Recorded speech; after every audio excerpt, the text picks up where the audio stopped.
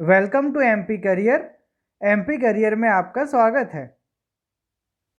आज हम बात करेंगे Madhya Pradesh NHM CHO recruitment के बारे में, जिसमें नर्सिंग फाइनल ईयर के स्टूडेंट भी अप्लाई कर सकते हैं। इस वैकेंसी के बारे में हम जानेंगे कि पदों का विवरण क्या है, आवेदन का शुल्क कितना है, योग्यता क्या क्या होगी, आयु सीमा कितनी रहेगी और उसमें छूट कितनी मिलेगी, इम्पॉर्टेंट डेट्स यानी कि महत्वपूर्ण तिथियां क्या हैं, सैलरी क्या मिलेगी, चयन की प्रक्रिया यानी सिलेक्शन प्रोसेस क्या होगी, एग्जामिनेशन सेंटर कहाँ कहाँ पर हैं, और इसके साथ साथ हम लोग ये देखेंगे कि इस वैकेंसी का फॉर्म भरते समय कौन कौन सी बातें इंपॉर्टेंट हैं, क्या क्या हमें ध्यान रखना है, क्या क्या गलतियां हमसे नहीं होनी चाहिए, इसके अलावा कौन कौन से डॉक्यूमेंट्स का हमें वेरिफिकेशन कराना है। तो ये सारी बातें आज हम इस वीडियो में देखेंगे, इसलिए आप हमसे जुड़े रहें, इस वीडियो को अंत तक देखें ताकि कोई भी महत्वपूर्ण जानकारी आपसे छूट ना जाए। अगर आपको ये वीडियो पसंद आता है तो अपने दोस्तों को इसे आगे फॉरवर्ड करें ताकि वे कुछ गलत जानकारी के शिकार ना हो जाए और उनका कुछ गलत फॉर्म ना भरा जाए। और साथ ही साथ हमारे चैनल को सब्सक्राइब भी करें ताकि हमारे आने वाले हर वीडियो की जानकारी आपको समय पर मिलती रहे। तब हम आगे चलते हैं और देखते हैं इस जॉब से संबंधित सारी जानकारी। सबसे पहले देखते हैं पदों का विवरण। पोस्ट का नाम है सामुदायिक स्वास्थ्य अधिकारी यानी कम्युनिटी हेल्थ ऑफिसर्स। कुल पदों की संख्या है 3800। अब देखते हैं कि इसमें जनरल, ओबीसी, एससी, एसटी और ईडब्ल्यूएस के लिए कितनी कितनी पोस्ट हैं। तो अब हमारे सामने है, सामान्य के लिए कुल 1026 पद हैं, ओबीसी के लिए भी 1026 पद हैं, ईडब्ल्यूएस कैंडिडेट के लिए 380 पद हैं, एससी के लिए 608 पद हैं, एसटी के लिए 760 पद हैं और पीएच यानी हैंडीकैप्ड पर्सन के लिए 228 पद हैं। आवेदन की फीस, एप्लीकेशन फीस सामान्य, OBC, SC, ST, pH, EWS और महिलाओं के लिए निःशुल्क है। इनके अलावा किसी भी प्रकार की कोई भी फीस नहीं रखी गई है। यह फॉर्म हर व्यक्ति के लिए टोटल निःशुल्क रखा गया है।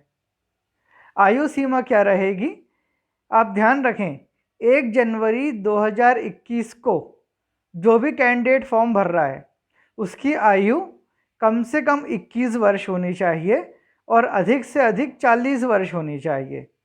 इसमें जो अधिकतम आयु है उसमें कुछ श्रेणियों में छूट दी जा रही है, जैसे अनुसूचित जाति यानी एससी, अनुसूचित जनजाति एसटी, अन्य पिछड़ा वर्ग ओबीसी, महिला, विकलांग व्यक्ति पीडब्ल्यूडी के लिए आयु सीमा 45 वर्ष रखी गई है, यानी उन्हें 5 वर्ष की छूट दी जाएगी।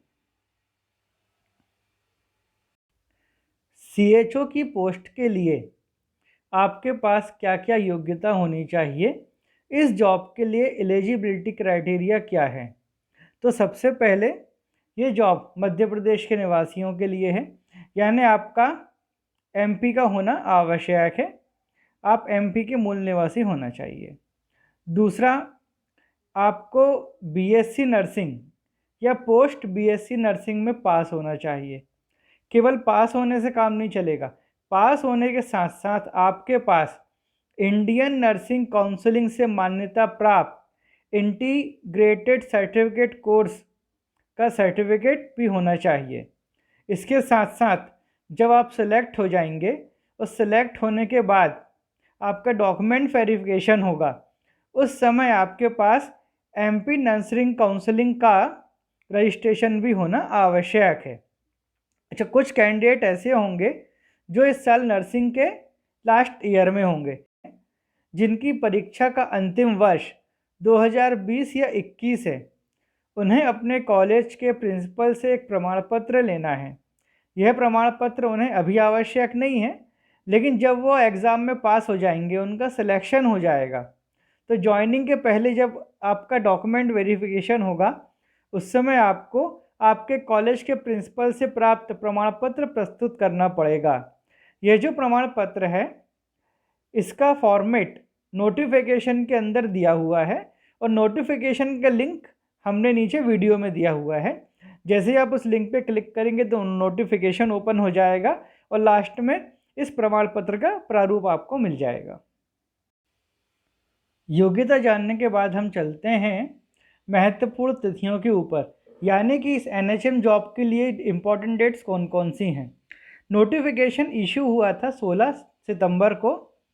फॉर्म भरना शुरू हुए हैं 28 सितंबर 2020 को। इस फॉर्म की लास्ट डेट 8 अक्टूबर 2020 है। एग्ज़ाम डेट अभी तक नहीं आई है और एडमिट कार्ड एग्ज़ाम डेट के 15 से 20 दिन पहले आ जाएंगे। अब हम आगे चलते हैं और देखते हैं सैलरी क्या है। सैलरी आपको 25,000 रुपये मिलेगी। अगर आपका प्रदर्शन अच्छा होता है तो 25,000 के साथ साथ आपको अतिरिक्त 15,000 रुपये पारितोषिक या इंसेंटिव दिया जाएगा। यह इंसेंटिव आपके प्रतिमा प्रदर्शन के आधार पर दिया जाएगा। आगे है हमारे चयन की प्रक्रिया, यानी कि सिलेक्शन प्रोसेस क्या है। इस वैकेंसी के लिए सबसे पहले आपको रिटन एग्ज़ाम देना होगा। यह रिटन एग्ज़ाम ऑनलाइन होगा और इसका आयोजन static alliance management service private limited करेगी। इस एग्ज़ाम में अगर आप पास हो जाते हैं, अगर आप सिलेक्ट हो जाते हैं, उसके बाद आपका डॉक्यूमेंट वेरिफिकेशन होगा। डॉक्यूमेंट वेरिफिकेशन राउंड के लिए हमारे पास कौन कौन से डॉक्यूमेंट होना चाहिए, ये हम अगली स्लाइड में देखते हैं। उसके पहले हम चलते हैं और यह देखते हैं कि एग्ज़ामिनेशन सेंटर यानी कि परीक्षा केंद्र कहाँ कहाँ होंगे। MP में जो एग्ज़ाम सेंटर बनाए गए हैं वो हैं भोपाल, इंदौर, ग्वालियर, जबलपुर, रीवा और उज्जैन।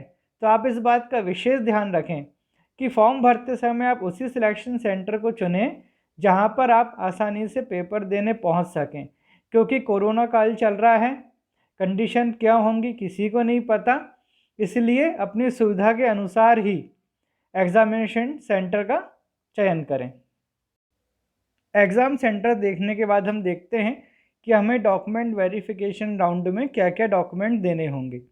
10th की मार्कशीट, 12th की मार्कशीट, इसके अलावा जो भी आपने कोर्स किया है उसकी सेमेस्टर वाइज सारी मार्कशीट आपको वहाँ दिखानी होंगी। लेटेस्ट पासपोर्ट साइज फ़ोटोग्राफ लगेंगी 2, कास्ट प्रमाण पत्र लगेगा यदि आवश्यकता है तो, MP का मूल निवासी लगेगा। इसके अलावा फिटनेस प्रमाण पत्र लगेगा। यह फिटनेस प्रमाण पत्र 15 दिन से अधिक पुराना नहीं होना चाहिए। इसके साथ साथ आपको जो आपने ऑनलाइन एग्ज़ाम दिया है उसकी जो मार्कशीट आपको मिलेगी, अंक सूची मिलेगी, उसकी एक कॉपी लगेगी। आपने जब एडमिट कार्ड निकाला होगा तो उसकी फ़ोटोकॉपी के ऊपर आपको सिग्नेचर करके देना है। मतलब कि जब भी आप एडमिट कार्ड निकालें तो 2 या 3 कॉपी निकाल के रख लें। हो सकता है बाद में एडमिट कार्ड का ऑप्शन हट जाए, तब आपका एडमिट कार्ड नहीं मिलेगा, इसलिए पहले से ही आप एडमिट कार्ड की 2 या 3 कॉपी निकाल के रख लें। इसके अलावा अगर इनमें से कोई डॉक्यूमेंट आपके पास नहीं है तो आपको स्वघोषणा देना पड़ेगा। किसी प्रकार से अगर आप अयोग्य हैं तो आपका सिलेक्शन नहीं होगा। अगर आप किसी की सिफारिश दे रहे हैं तो भी आपका सिलेक्शन नहीं होगा। यदि कोई गर्भवती उम्मीदवार है तो उसे जिला मेडिकल बोर्ड के द्वारा जारी मेडिकल फिटनेस सर्टिफिकेट ज्वाइनिंग के समय देना होगा। अब चलते हैं और देखते हैं कि इस जॉब के लिए कौन कौन से इम्पोर्टेंट पॉइंट हैं जो आपसे मिस हो सकते हैं या जो आपको पता होने बहुत ही ज़्यादा आवश्यक हैं। सबसे पहले जब आप सिलेक्ट हो जाएंगे तो सिलेक्ट होने के बाद आपको एक 2 लाख रुपए का बॉन्ड भरना पड़ेगा। यह 2 लाख रुपए का बॉन्ड आपको 500 रुपये के स्टाम्प पेपर पर देना है। आपकी जो ज्वाइनिंग है वो 3 साल के लिए रहेगी। ओके। इसके साथ साथ जब आपको डेट ऑफ बर्थ सर्टिफिकेट देना है या आपको अपनी जन्म दिनांक साबित करनी है, उसके लिए आप 10th की मार्कशीट लगा सकते हैं या फिर कोई भी ऑथराइज डॉक्यूमेंट आपको देना होगा। कोई जुगाड़ू डॉक्यूमेंट काम नहीं करेगा। यदि आप लास्ट ईयर में हैं तो लास्ट ईयर के स्टूडेंट का चयन होने के बाद आपको एक दूसरे CHO जो कि आपके सीनियर होंगे उनके अंदर नियुक्त किया जाएगा। आपको उनके अंडर में काम करना होगा।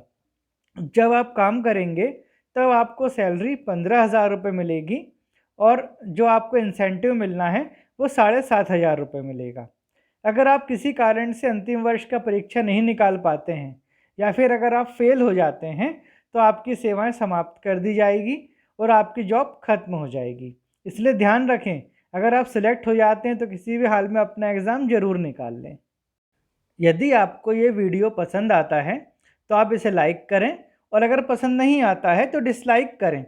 किसी भी हाल में अपने कमेंट्स हमें ज़रूर दें ताकि हम अपने काम में सुधार कर सकें, और इस वीडियो को आगे ज़्यादा से ज़्यादा लोगों को शेयर करें ताकि सभी का फ़ायदा हो सके। एमपी करियर का वीडियो देखने के लिए बहुत बहुत धन्यवाद।